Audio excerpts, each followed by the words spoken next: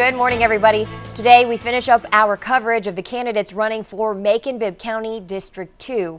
41 NBC's Ashley Minnelli introduces us to Paul Bronson.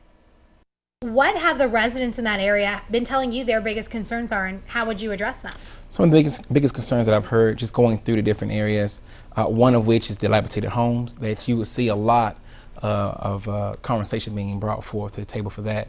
The others being roads, road fixture that need to be done in the Shirley Hills area, as well as on Houston Avenue and parts of East Macon.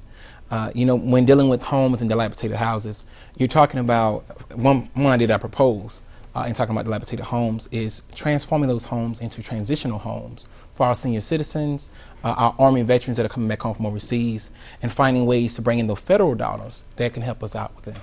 And you mentioned you've got ideas, but what specifically about you and your experience? You don't have any on city or county government, but you do have other areas of experience. So tell us about yourself and why you feel you'd be the best person to represent and bring those ideas to fruition for District 2. You know, I was just recently promoted as a captain. The Congress saw fit to promote me as a captain in the U.S. Army. So I bring those leadership skills that I have there. As a firefighter and Georgia State Patrol trooper, I bring the law enforcement and public safety side of the house to me. And working in the educational system as a substitute teacher and a career coach. Those are some of the areas that we're dealing with. When we're talking about our youth and what can be brought forth, I'm not too old, I'm not too separate from those guys. I'm only 28. I'm finishing up my master's degree in mental health and counseling. So I bring all that to the table to say in reference to my platform, dealing with disabilities, dealing with our senior citizens. I have a clear understanding of what needs to be done with them, dealing with our children and our youth, events, bringing forth the different cultures that we have.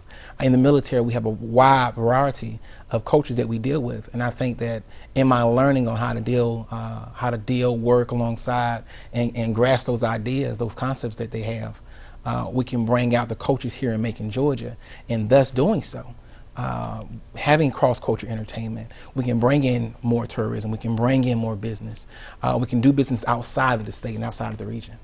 And you mentioned something interesting, that you are younger and you can reach the youth of our area.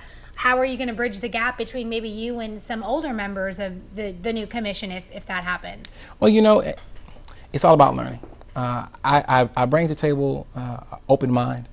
I don't mind learning. I don't mind learning new things. I don't know everything, and I'll admit to that. And I think that's one of the strong points for me, is that I'm able to admit that I don't know everything. But I am willing to learn. I am willing to seek out that knowledge and bring that knowledge to the table and bring it to the forefront. Use the energy that I have to push out as much as possible for our teenagers and the old generation and the new generation. Bronson is currently working on his master's degree in mental health counseling. He's a Macon native and graduate of Central High School.